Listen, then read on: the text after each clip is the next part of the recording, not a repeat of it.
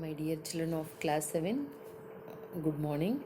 Today I am going to teach you a new lesson in history, chapter 8, devotional paths to the divine. Okay, that in medieval period in India, saw the medieval period in India saw the combination of various cultures, different cultures. This brought the development of the new religious ideas. Children, you read in the previous chapter, that is in chapter 1, that Ahoms, Jats, and many tribal group communities were gradually, okay, they absorbed the subcaste of the four main community that already in 6th class 6 you studied the Varnas: Brahmana, Vaishya, Kshatriya, and Shudra.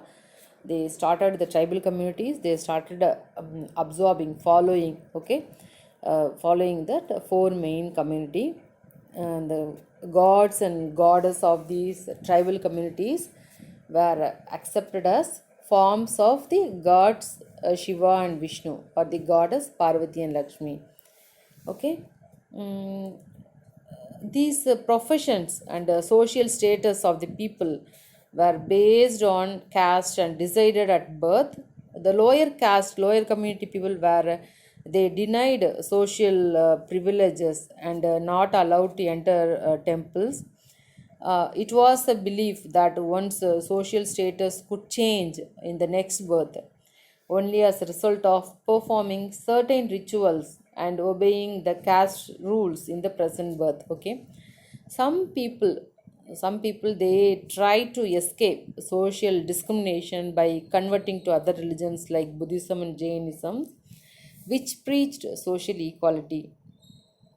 Then the growth of trade that we discussed in our previous chapters, the growth of trade and new crafts created opportunities for people to change their professions which were based on the caste. Some religious thinkers they had the idea of bhakti, devotion, okay, mentioned in ancient sacred texts like the Bhagavad Gita and the Puranas. Some religious thinkers started the bhakti movement, which stressed on devotion and not some complex rituals to worship God. Bhakti saints they preach devotion or bhakti to a personal God. Okay. Bhakti refers to the term bhakti refers to devotion to some supreme entity. That is, bhakti means devotion. Okay, it refers to the close personal bond between God and the devotee, which was expressed through music and songs. The Bhakti movement focused purely on devotion to the Supreme God. It rejected the complex rituals and the caste systems which created divisions among people. Okay. The idea of bhakti was popular in India long before the Turks arrived. The ancient religious texts like Rig Veda, the Katha Upanishad, and the Bhagavad Gita, they all mention devotion to God. The Bhakti movement had a very comfortable in two ways, ideal in two ways. Firstly, the devotee did not have to perform any elaborate rituals to worship God. Secondly, it preached equality of all people regardless of caste. Bhakti stressed the importance of accepting all people within its fold. The Bhakti saints preached in the languages of the common people. Most of the information historians have about the Bhakti saints come from oral history only. Okay, dear children, let us move on to our next topic, that is Bhakti in South India. The new religious movement started between the 7th and 9th century, led by Nayanas. Nayanas means saints devoted to Shiva, Lord Shiva, and the Alvars. Alvars means saints devoted to Lord Vishnu. Nayanas and Alvars preached bhakti for Shiva and Vishnu as the path to moksha or mukti or moksha, that path to salvation. Okay, salvation means mukti or moksha. They came from all castes. This Nayanas and Alvars, they came from all castes. They blended the idea of love and heroism of the Sangam literature. Sangam means in class 6 you studied Mudal Changam, Idai Changam, Kadai Changam, and the mixing of Jainism. Okay, the Sangam literature with the concept of bhakti. They composed poems praising deities. Okay, children, there were 63 Nayanas belonging to all castes. Appar, Sambandar, Sundarar, and Manika Vasagar were the best known people. Tevaram and Tiruvasagam. Tevaram, already you know, Tevaram and Tiruvasagam were the compilation of the songs by the Nayanars.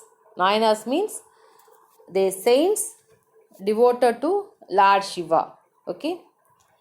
Out of the 12 Alvars, the best known were Periyalvar, his daughter Andal, Tondaradipodi Alvar, and Nammalvar. This Nalayara Divya Prabandham was the compilation of songs by the Alvars. Okay. Shankaracharya was a saint of South India. He preached Advaita philosophy. Advaita means understanding and uniting with the universal soul called Brahma. Okay, through the attainment of knowledge, he taught the Brahma, the only or ultimate reality, was formless. Formless means nirguna, without any form, color. The God is without any form or nirguna. Okay, he gave the concept of Advaita, that is the doctrine of oneness. His philosophy spoke of Brahman, the formless and without any attributes, is the only or ultimate reality. He considered the world around us to be an illusion. Illusion means Maya. It's nothing is there. It's impermanence. And he preached renunciation of the world and adoption the path of knowledge to understand the true nature of Brahma and attain salvation. Shankaracharya set up centers of learning and worship, also called matas. Okay, mats at Badrinath, Puri, Dwaraka, and Sringeri. These matas grew into important pilgrimage center of our shrines. Okay, Ramanuja, the Vaishnava saint Ramanuja was born in Tamil Nadu. Ramanuja, he was deeply influenced by the Alvars. He called for intense devotion to Lord Vishnu for salvation. He introduced a philosophy called Visishtadvaitam. Okay, the doctrine of Visishtadvaita talks of qualified oneness, where the soul remains distinct even when united with the Supreme God. His doctrine greatly inspired by the concept of bhakti in North India. Okay, Ramanuja preached social equality and condemned the caste-based restrictions on entering temples. His teachings influenced the bhakti saints of North India. Okay, Madhvacharya was born near the village of Udupi in Karnataka. According to him, the world was a reflection of God. He also stated that caste depended on one's nature, not on birth. His teachings became very popular in southern, western, and eastern India. He established 8 mathas, okay, 8 mats to preach his philosophy. Okay. Veerashaiva saints, Veerashaiva, the concept, the philosophy of Veerashaiva was initiated in Karnataka by Basavanna, Allamma Prabhu, and Akkamma Devi. They called for equality of all human beings. They were against the caste system. They opposed ritual and ideal worship. Children, a large number of saint poets lived in Maharashtra between the 13th to 17th century. Out of all, most famous being were Jnaneshwar, Namdev, Eknath, Dukharam, and Sakkubai. They preached the tradition of bhakti, which focused on the Vitala. Vitala means the form of Vishnu temple in Pandharpur. They were against ritualism, social inequality, and preferred family life. Okay, they believed in sharing others' pain.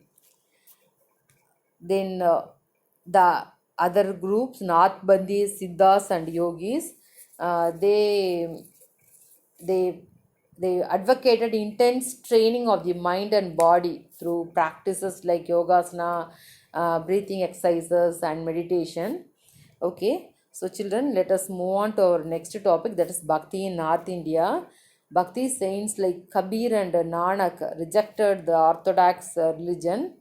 Tulsidas, he composed the Ramcharitmanas in Awadhi language. Surdas, he composed the Sursagara, Suraswali, and Sahitya. He was an ardent devotee of Lord Krishna. Okay. Shankaradeva was he was a Bhakti saint of Assam. He was a devotee of Lord Vishnu. He composed poems in Assamese.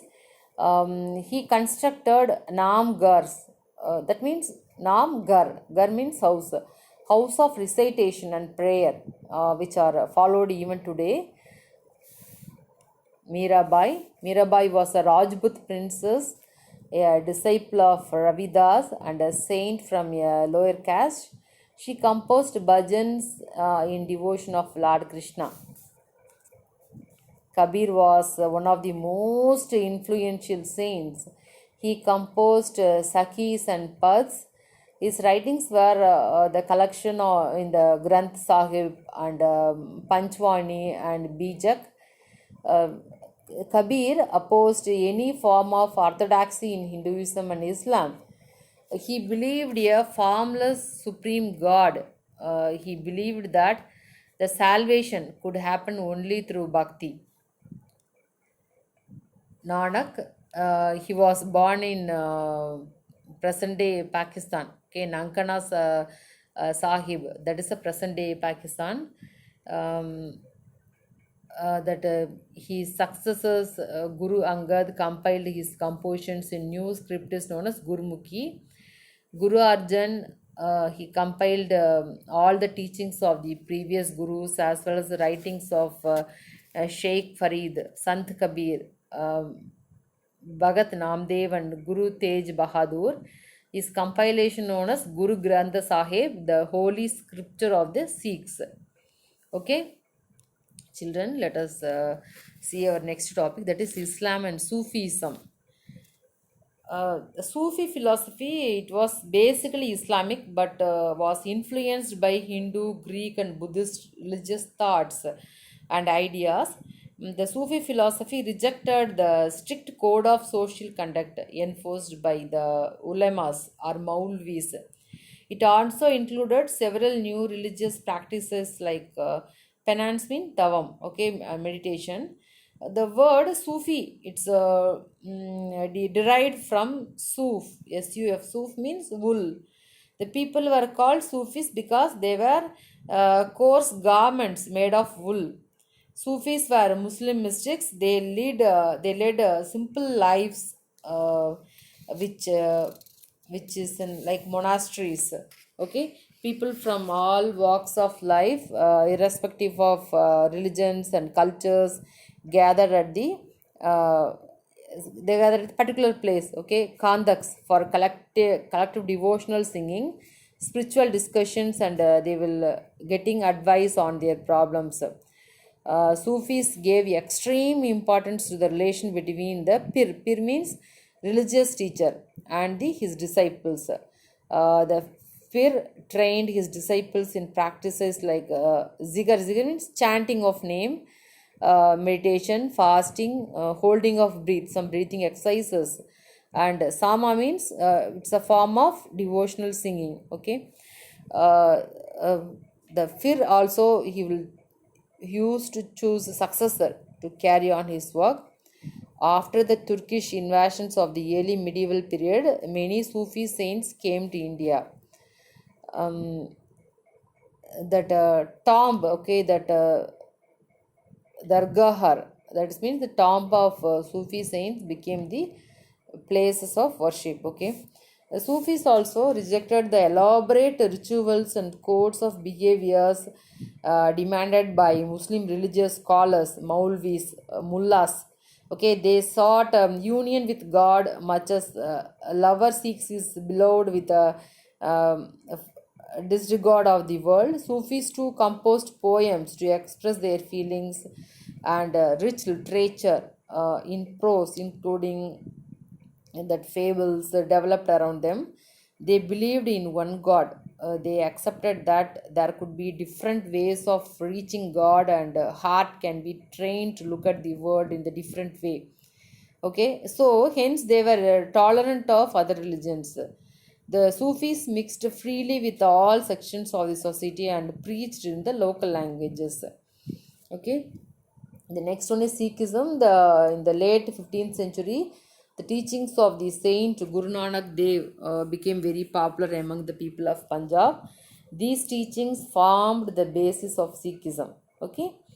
Uh, then Guru Nanak himself used the term Nam, Dan, and Insan for the essence of his teaching, which actually meant right worship, welfare of others, and purity of conduct.